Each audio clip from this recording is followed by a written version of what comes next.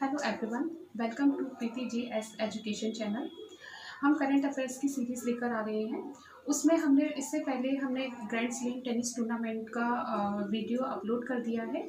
आप डिस्क्रिप्शन पे जाके उसकी लिंक दी गई है, आप देख सकते हैं।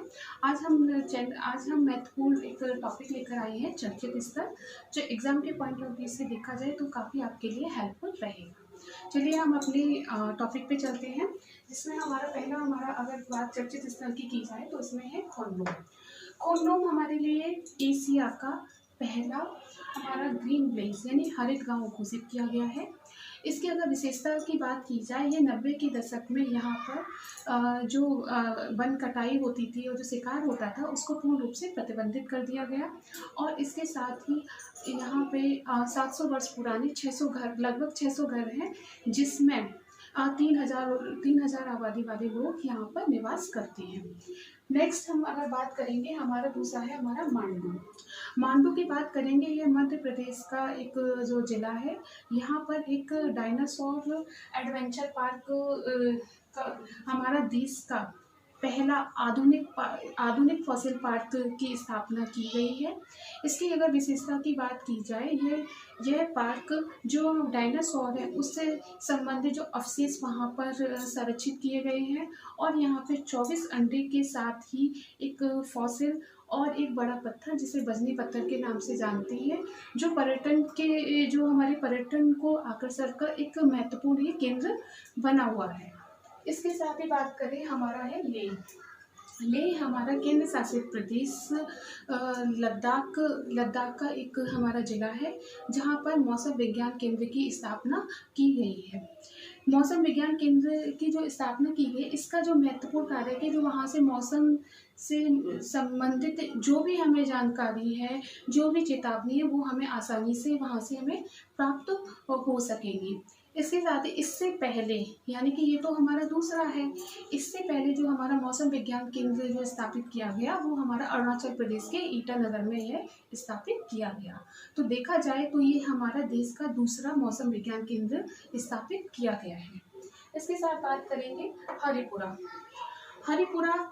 आपने आधुनिक भारत पढ़ा होगा, उसमें हमारा 1938 में एक अधिवेशन हुआ था, सुभाष चंद्र बोस की अध्यक्षता में किया गया था हरिपुरा में। और इसमें अगर बात करें, 23 जनवरी को सुभाष चंद्र बोस की जयंती पर पराक्रम दिवस मनाया गया, और इस अवसर पर गुजरात के हरिपुरा में एक विशेष कार्यक्रम आयोजित किया गया। नेक्स्ट हमारा पांचवा अगर चर्चित स्थल की बात की जाए, स्वात की अगर बात की जाए, यह हमारा उत्तर पश्चिमी पाकिस्तान के स्वात जिले में एक पहाड़ है। वहाँ के जो पुरातत्विक एक दल है, वहाँ पे खुदाई की गई, जहाँ पर जो खुदाई के दौरान हमारे 1300 वर्ष पुराने एक हिंदू मंदिर की खोज की गई है, जो ये बताया जाता है कि यह एक विष्णु भगवान का मंदिर है। तो एग्जाम की दृष्टि से आपके लिए बहुत महत्वपूर्ण रहेगा, तो आप विशेष रूप से आप इसको याद रखिए। अगला नेक्स्ट अगर हम बात करें, हमारा है तिरुवनंतपुरम। यहाँ पे हमारा हाथी पुनर्वास केंद्र की स्थापना की गई है। जो हाथी पुनर्वास केंद्र की अगर बात की जाए, तो ये हमारा विश्व का सबसे चिकित्सक केंद्र है, विशेष तौर पे हाथियों के लिए, जहाँ पर इनको एक प्राकृतिक वातावरण इनको यहाँ पर और इनको ये संरक्षित यहाँ पर किया जाएगा। इसके लिए यहाँ पर ये हाथी पुनर्वास केंद्र की स्थापना की गई है। नेक्स्ट अगर हम बात करें, नेक्स्ट हमारा है भिंड, जो चर्चित स्थल है। यहाँ पर एक अनूठे संग्रहालय की स्थापना की गई है। ये अनूठा क्यों कहा जाएगा, क्योंकि वहाँ पे जो अगर बात की जाए, वो हमारा पूरा चंबल का एरिया जाता है। वहाँ पे पहले डाकू होते थे, तो डाकुओं से संबंधित चीज़ें, और जो पुलिस है, जो पुलिस का जो बलिदान रहा है, उनकी संबंधित जानकारी, वो सारी चीज़ें उस म्यूजियम में दी गई है। इसीलिए ये हमारे विशेष तौर से एक चर्चित स्थल बना हुआ है। अगर हम बात करें नौगढ़ रेलवे स्टेशन, ये हमारे यूपी के ही जिले में ही स्थित है, जिसका नाम परिवर्तित कर दिया गया है। अब जिसको हम जानते हैं, परिवर्तित नाम सिद्धार्थनगर रेलवे स्टेशन। नेक्स्ट अगर हम चर्चित स्थल की बात करें, पुडुचेरी की क्या विशेषता है, ये 100% सौर ऊर्जा से संचालित देश का पहला हवाई अड्डा हमारा यहाँ पर बना हुआ है। तो देश का पहला हमारा हवाई अड्डा कौन सा है, हमारा पुडुचेरी। तो पुडुचेरी हमारा 100% सौर ऊर्जा से संचालित देश का पहला हवाई अड्डा हमारा बना हुआ है। नेक्स्ट अगर बात की जाए हमारे चर्चित स्थल की, तो हमारा ग्वालियर और ओरछा जो मध्य प्रदेश और बुंदेलखंड में हमारा स्थित है। अगर इसको बात की जाए, ये यूनेस्को द्वारा यानी कि अपने अर्बन लैंडस्केप सिटी की प्रोग्राम के तहत विश्व विरासत में यह शामिल कर लिया गया है। अब अगर बात की जाए तो हमारे विश्व विरासत में जो हमारे जो स्थल है, कुल अगर भारत के 40 स्थलों को तो शामिल कर लिया गया है। इसमें अगर बात करें हमारे ग्वालियर और ओरछा की, ये जो हमारा ग्वालियर जो ओरछा जो प्रसिद्ध है, ये दुनिया भर में अपने मंदिर और महलों के लिए प्रसिद्ध है। जिसमें अगर हम ग्वालियर की बात करेंगे, ग्वालियर में अगर 9वीं शताब्दी में हमारे गुर्जर प्रतिहार जो राजवंश रहे थे, जो सिंधिया राजवंश थे, उन्होंने वहाँ पे शासन किया था और उनके द्वारा कई सारे हमारे मंदिर और महल बहुत आकार में हमारे जो बनाए गए। जिसमें अगर हम बात करें, एक हमारे जो ग्वालियर में जटिल नक्काशीदार सास बहू का मंदिर, बहुत ही मंदिर को भी यहाँ पे शामिल कर लिया गया है। नेक्स्ट अगर हम बात करें हैदराबाद की, हैदराबाद को 2023 ऑफ द वर्ल्ड की मान्यता दी गई है। अब ये जो मान्यता दी गई है, यह भारत का पहला शहर जो समान विचारधारा वाले अपने वैश्विक नेटवर्क को में यह शामिल हो गया है। यानी कि जो विशाल जो हमारा समान नेटवर्क की अगर बात की जाए, स्वास्थ्य हुआ हमारा, ठीक है, लचीला जो खुशहाली, अगर बात करें खुशहाली और जो हमारे पेड़ों के जो महत्व को यहाँ पर जो बढ़ावा दिया गया है, इसीलिए हैदराबाद को 2023 ऑफ द वर्ल्ड की मान्यता दी गई है। नेक्स्ट अगर हम बात करें लक्षद्वीप की, लक्षद्वीप हमारा जैविक कृषि वाला पहला केंद्र शासित प्रदेश घोषित कर दिया गया है। अगर हम बात करें जनवरी 2016 में सिक्किम को पूर्णतः जैविक राज्य घोषित किया गया था।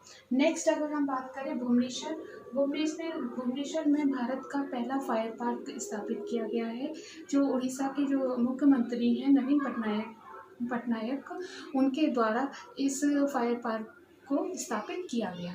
नेक्स्ट अगर हम बात करेंगे नैनीताल, जो हमारा चर्चित स्थल बहुत ही रहा है, नैनीताल उत्तराखंड, यहाँ पे हमारा पहला भारत का मॉस गार्डन स्थापित किया गया है। जब मॉस गार्डन की बात करें, इसका जो उद्घाटन किया, जो हमारे नाम से संबोधित किए गए हैं Waterman of India Rajendra Singh को वाटरमैन इंडिया इसीलिए कहा जाता है क्योंकि उन्होंने जल संरक्षण से संबंधित बहुत सारे योजनाएं हैं और बहुत सारे ऐसे कार्यक्रम चलाए थे, इसीलिए इनको वाटरमैन ऑफ इंडिया के नाम से हम संबोधित करते हैं।